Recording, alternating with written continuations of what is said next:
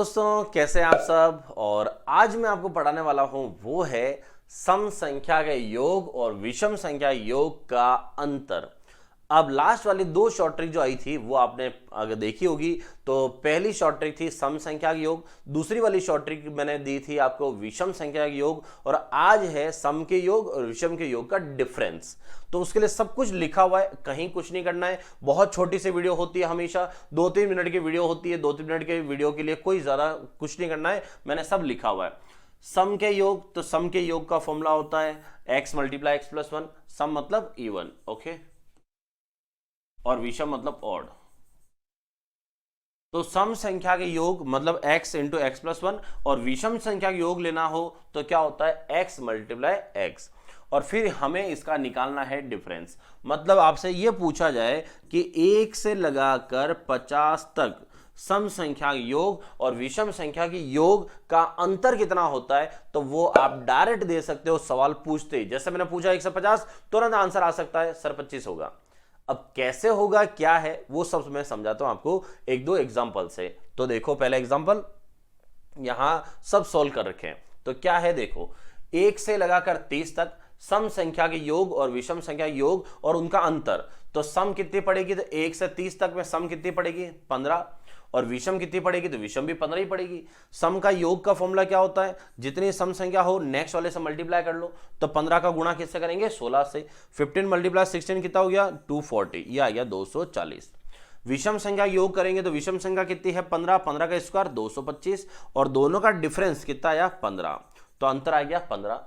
Second देखो, second कितना है 1 to 41, 1 से 41 तक हमें सम और विषम दोनों लेनी है। तो 41 में से 1 लेस करो, मतलब लास्ट वाले नंबर को छोड़ दो आप, तो बची कितनी 40। अब 40 में से 20 सम 20 विषम, लेकिन हमने जो छोड़ा है वो किसके अंदर जाएगा, विषम में जाएगा। तो इसका मतलब है सम कितनी है 20, तो विषम कितनी हो गई 1 बढ़ जाएगी, मतलब 20 + 1 कितने हो गए 21। ठीक है, अब इनका योग निकालते हैं। तो सम का योग निकालते क्या करेंगे, जितनी सम संख्या है उस सम संख्या को किससे गुणा करेंगे, अगले वाले से। 20 × 21, और यहां पर 21 मतलब वही स्क्वायर कर लो। तो इसका योग हुआ 420, इसका योग हुआ 441, और डिफरेंस कितना है 21 है। ठीक है, तो इस तरह से अगर आप करते हो तो सब में यहां पर मैंने कर रखा है, तीनों में दे रखा है। और जो ग्रीन कलर से एरो बना रखे हैं वो आपने ऑलरेडी देख ही लिए होंगे। तो मेन पॉइंट पे आते हैं, क्या है यहां पर जो आपको डिफरेंस दिख रहा है, बस वो डिफरेंस देख लो आप। तो ये डिफरेंस अंतर कितना है दोस्तों, यहां पर अंतर 15, और यहां विषम संख्या कितनी है 15 है। ठीक है, यहां का डिफरेंस जो आ रहा है वो कितना 21, यहां ऑड नंबर विषम संख्या कितनी है 21, यहां पर है 26 अंतर, और यहां पर विषम संख्या कितनी है 26। इसका मतलब क्या हुआ कि सम संख्या का योग निकालो पूरा, इधर विषम संख्या का योग निकालो, और उनका जो अंतर निकालोगे वो हमेशा विषम संख्याओं के बराबर होता है। तो ये इतना कुछ आपको कभी नहीं करना है, इसलिए डायरेक्ट लिखा हुआ मैंने आपको बता दिया कि कभी आपको डिफरेंस वगैरह कहीं निकालने की जरूरत नहीं पड़ेगी।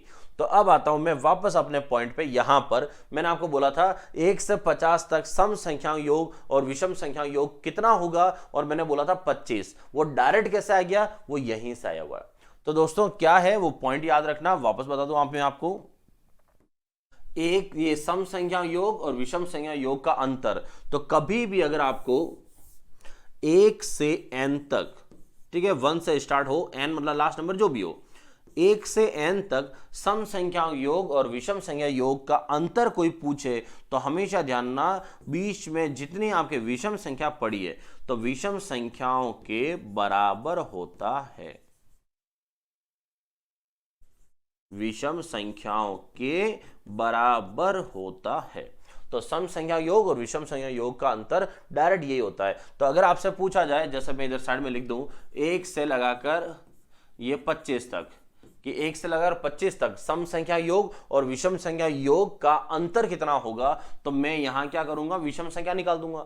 अब 25 तक में क्या बोला, लास्ट नंबर छोड़ दो, अगर विषम आ जाए तो 24 संख्याओं तक जोड़े बनाने आपको पता है। तो 24 संख्याओं तक 12 सम की और 12 विषम की है, तो एक और बढ़ा दो, तो एक और बढ़ा देंगे, किसके अंदर जाएगी वो, तो 12 + 1 13। इसका मतलब यहां विषम संख्या कितनी पड़ी 13, तो अंतर कितना आ गया 13। ये लो, जितनी विषम संख्या है उतना अंतर। क्लियर। तो ये था सम संख्या के योग और विषम संख्या योग का अंतर विषम संख्याओं के बराबर होता है। आया समझ में? तो बस 2-3 मिनट का टाइम निकालते रहा करो और रोज मैथ्स और रीजनिंग के बारे में कुछ न कुछ सीखा करो। ठीक है, वीडियो पसंद आए लाइक का बटन प्रेस करो और अपने दोस्तों के साथ शेयर करो। मिलते हैं अगली वीडियो में।